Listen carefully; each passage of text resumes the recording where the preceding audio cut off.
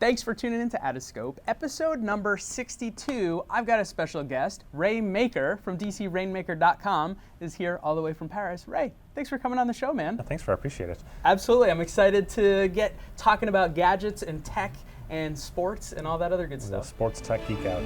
I love it. We'll have some fun. Sports marketing expert Cristiano. Cristiano.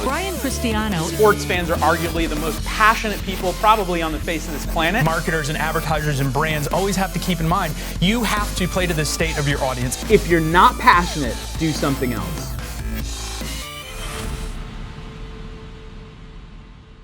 Ray, thanks for coming on the show, man. Thanks for having me. This is a surprise having you in New York, getting you on the show. This is pretty cool. Yeah, it's been a fun little trip here. Just a quick swing through for kind of the pre-CES meetings. A lot of companies a couple weeks from now have meetings for CES, and so getting just chat with a few folks here. Nice, that's exciting. Anything real exciting on your radar for CES? I'm sure you can't talk about too much. But not quite yet. I think it'll be good. It'll be a good year for CES. I think we've got a lot of interesting products coming up. I think a lot of companies, especially the bigger ones, are really accelerating what they're deploying. So or getting out to the marketplace. I think in the past we'd seen fitness products be one company release one thing here, one thing there, whereas this year it's just companies aren't releasing just one or two products for CES. They're releasing a bomb of products. Like it's just here's 12 products from us, and you're like, whoa, that's huge.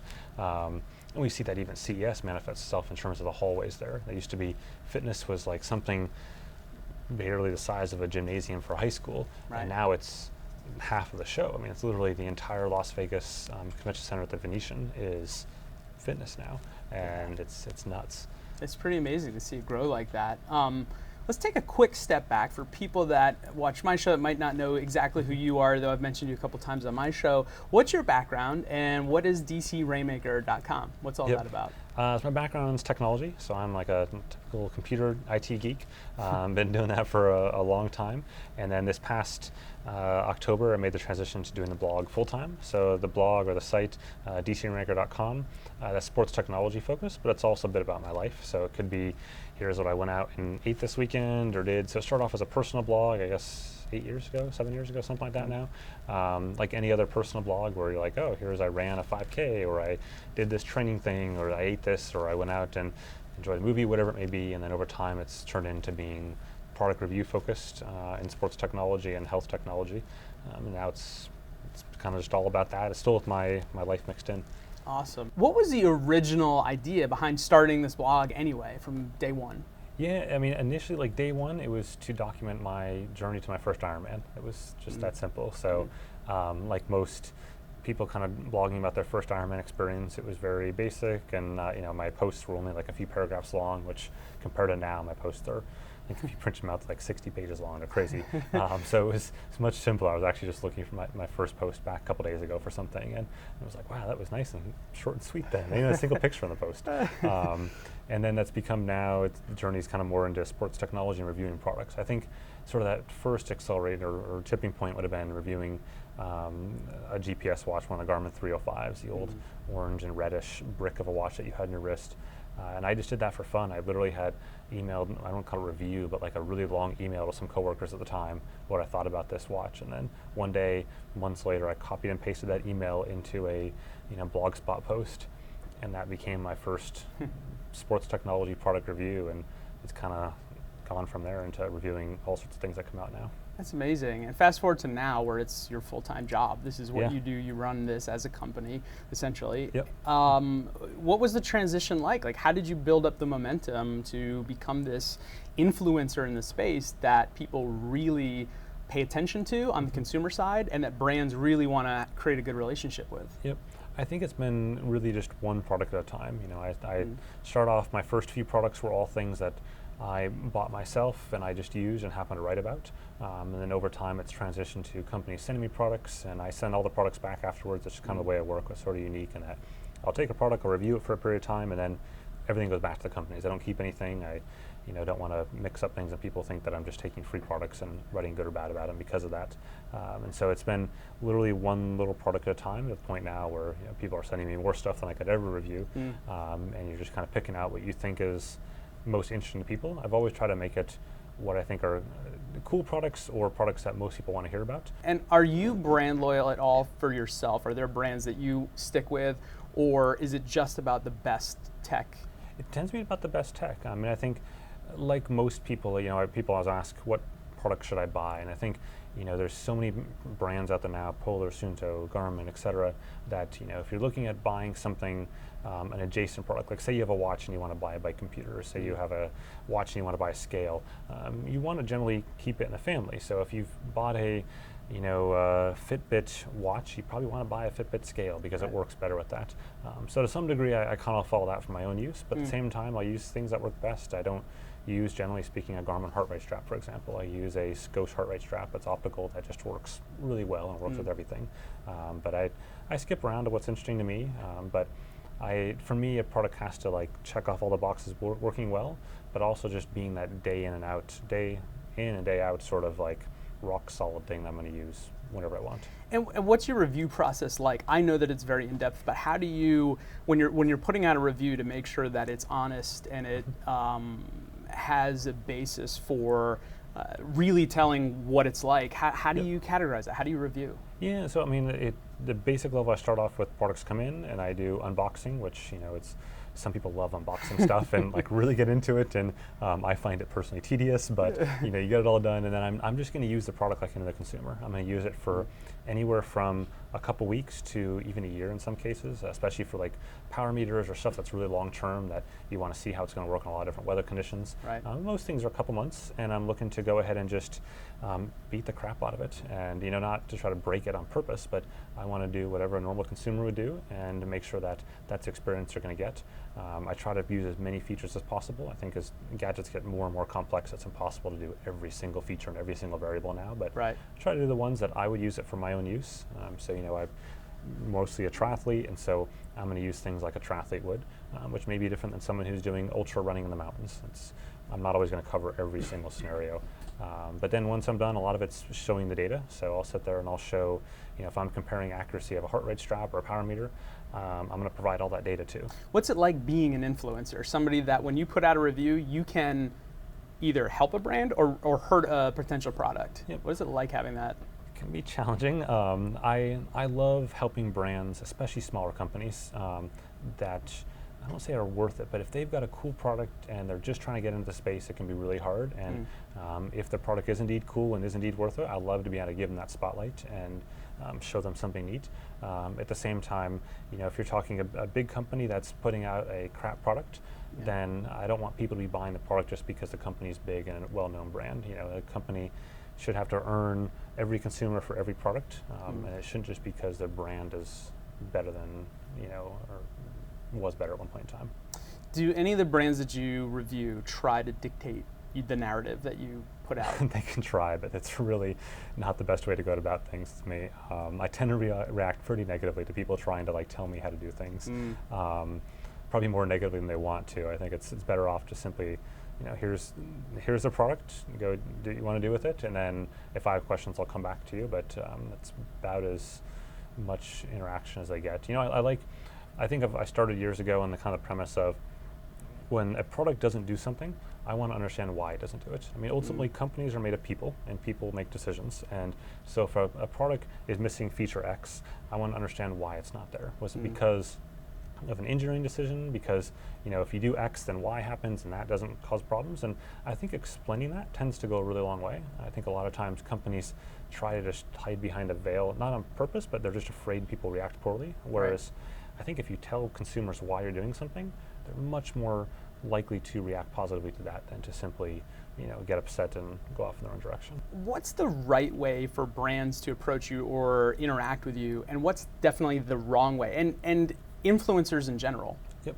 I think in general it's time. I think you have to understand that for most, especially media or influencers, they're working against a clock. And so if you come to me the night before product releases, or even the morning of in some cases, I'm not likely to write a post or even a good post about your product at that point in time. It's too late. It's, for me, especially for my style, it's detail, it's depth, it's giving consumers all the answers, and ultimately, I look at it as sort of an onus on me that when a consumer comes to my site to read something, they expect to get those answers. Right. And so if I can't provide them with those answers, then I don't really want to be on the hook to be that conduit back and forth.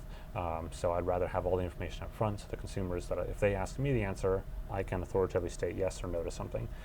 So it's getting products to me in advance. It's not just the night before, but weeks in advance. You know, I have a duffel bag of stuff from one company today that I picked up, and you know, it's middle of December, and these products are coming out in January, February, March. That I'll be able to give, you know, quite a bit of time to these products over the next few weeks, and not just me, but a whole slew of media folks that were at these briefings. And so that is great for that brand because I know I can give them a detailed post, whether or not it's positive or negative, we'll see. Right. But it's going to be detailed. And versus a brand that I meet on the show floor at CES or the day before. CES is crazy. It's the busiest 1 week of my entire year. And so if you come to me on, you know, Monday or Tuesday night before the show, maybe not. We'll see how tired I am. Right. It depends on the timing. Have you ever been approached by a company that just didn't do it the right way, or maybe like a bizarre way of approaching you to try to get a review of their product?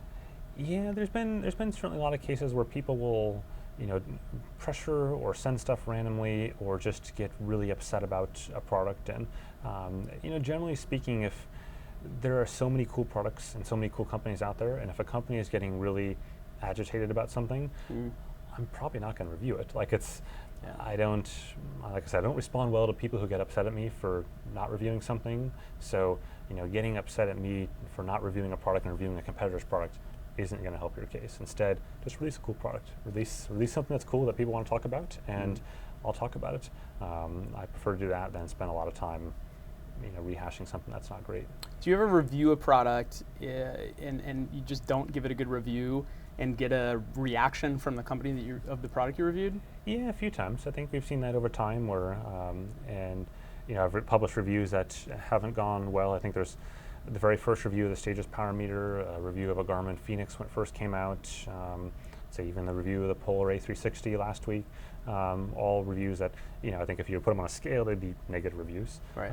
And all of those companies have kind of come back and said, you know, let's troubleshoot as to what's going on. And, you know, and I'm really careful when I'm having problems with a product, especially when I know it can impact the success of that product long term, that I really want to separate out between a problem that may be a one-off on just a bad unit versus something with me or my testing, or is it something that the product is inherently not going to work well for a lot of people. So, you know, in the case of the earlier Garmin Phoenix, just a lot of features that weren't really well thought through, and it wouldn't have mattered however many units I had or who else was testing it. It just wasn't well thought through. And so that's something that, you know, within a few weeks or a month, there was a lot of changes to that product that came with firmware updates, and totally different product 2 months later. Stages, you know, 6 months later, they released a lot of different updates over that time period and really made that product go from being a little rough to a solid contender. Interesting. What about people that either have an audience or are thinking about starting one or have a blog now, you know, that want to do something more, that want to grow their audience, maybe want to eventually do this full time like you have? What advice would you give to those people? I think, you know, the usual adage of content is king, but I think in this day and age, visuals are also super important. You know, you really have to have pretty imagery. That's what catches people on blogs. And if you look at all the most successful blogs or tech sites, their photography is just astounding, right? It's well done, photos and video to some degree, and it's super important. People are looking for that. It's a differentiator now between just a random site and something that's doesn't matter how big or small you are. If you have beautiful stuff, I'm probably going to add you to my reader because I think it shows the product a lot better and shows how it works. And then of course, the talking behind it, all the text behind it, and making sure that you've got that in-depth story. And we've seen even the big sites, the Verge and Gadget, Gizmodo, go from being small little snippets of text reviews to multi-page long articles. And that's really just been in the last couple of years. It used to be, you know, review was 3 or 4 paragraphs, and now it's a whole interactive thing. And I think, but just ultimately, if you're trying to get into the space, just focused on quality versus quantity. Right. You know, if you can get a really good quality piece from a search engine optimization standpoint and everything else, that's going to have way more impact in drawing readers into your post, your piece, than a whole bunch of kind of fluff stories. That makes a lot of sense. What should we look out for in the tech, wearables, or sports space over the next year, 2 years? There's a lot changing. What should we be looking out for? I think we're going to see, optical heart rate sensing to continue to explode. I mean, every single wearable has it in there now. The problem is that the vast majority of those suck at it. The optical heart rate sensor in most of the wearables today is really rough. So I think we're going to see that mature. We're going to kind of see a split between the haves and the have-nots of accuracy. And that'll probably happen over the next year or so. I think we'll see in the cycling world, power meters become just more and more ubiquitous. The price continue to plummet. It dropped over 50% last year alone for virtually all the brands. And so that'll become a big story there, with the point where you eventually get to almost heart rate strap prices, where you just sit there and go, it's commodity, and it is what it is. I think we'll see more focus on that holistic view of health. So right now it's a lot of, here's an activity tracker, and here's your phone, but how are we getting more data into that? How are you getting weight data? Or, so Garmin just released a weight scale. Other companies are coming out with that as well. So how do we get that all into one image of what that consumer looks like, as opposed to just how many steps they did in a day? Right. And what's an example of brands that you think are doing really well, and then brands that you think are really off the mark right now? Yeah, I think on the really well side, we've got Garmin is doing well just by virtue of throwing enough things at the wall that eventually things stick in certain areas. Some things, I think their approach since the Apple Watch has kind of been announced has been, we're going to make 10 times as many products, and 2 of those will do really well, and therefore on the whole will do really well. That's working well. Whereas Fitbit's kind of taken the opposite approach of, we're going to just incrementally release 1 or 2 things, and they sold more Fitbits than Apple Watches this past year. When everyone else said Fitbit's gone, they still sold more than Apple. So I think different approaches to it. As far as brands that are doing not so well, I think it's those that aren't innovating quick enough. I think you have to innovate, but with something that's useful. Just having another wearable doesn't cut it anymore. Everyone has a wearable. In 3 weeks of CES, every single booth will have a wearable. And so it's got to be something that's unique. It can't just be, it counts my steps. Like, I don't care. My free app can do that. Right. It's got to do something really unique and integrate into a larger ecosystem. Okay, of all the products that you've reviewed since you started your site, what's the product that blew you away the most? And it doesn't have to be anything recent. Like, what's the one that got you to go, wow, this is something special? I think there's probably 2. I think the one that has been the most interesting for me has actually been, little known brand, Scosche optical heart rate strap. I just love that. I use it all the time. I talk about it all the time. But here's a company that was really not well known at all, has released an optical sensor that's incredibly accurate. It works all the time. I don't particularly like wearing chest straps for heart rate, and so to be able to put something on my upper arm and just not think about it, and it works cycling and running, has been awesome for me. So that's like an example of something that didn't come from a major company. Right. It's got one button on it, like the turn on, turn it off. Like, that's all it does. Simple. It's super simple, but it's so awesome. I think on the more like high-tech side, I think Garmin, for example, has really nailed it with the Edge 520 that came out this summer. That's they got a lot of criticism from myself and others for they released the Edge 500 like 6 years ago, and then nothing really replaced it. There was kind of the 510, but it was too big, and all these other units, but there was just like this gap there of everyone going, where is my new little blue computer? And for them to come out and just really nail that has been really cool. Awesome. Last question. What's your next try or race or anything? You got anything on the calendar coming up? Not yet. I think I'll do the Paris half marathon here in about 3 months or so in March, something like that. And not sure after that. I think it'll be mostly like an Olympic distance triathlon year. Nice. Maybe some longer races, maybe a fall marathon. We'll see how things go. Awesome, man. Well, very cool. I'm really glad to have you on the show. Thanks for popping in. I know you're busy Thanks. while you're out here. No, it's been fun. It has been fun. So if people want to find you, dcrainmaker.com. Yep, that's it. And they can get all of your other information from there, right? Yep, perfect. Awesome. Ray, thanks so much, Thanks man. a lot. Appreciate having me. Absolutely. Thanks so much for watching. If you enjoyed the episode, first, make sure to check out dcrainmaker.com. His site's awesome. If you're a tech geek like me or into endurance sports, you have to check it out. You probably already know who he is. And of course, please make sure to subscribe to the YouTube channel and share and comment, because the more people that get involved, the better the shows will continue to get. Thank you so much for watching. I really appreciate it. And thanks, Ray, for coming on. Appreciate it. Thanks.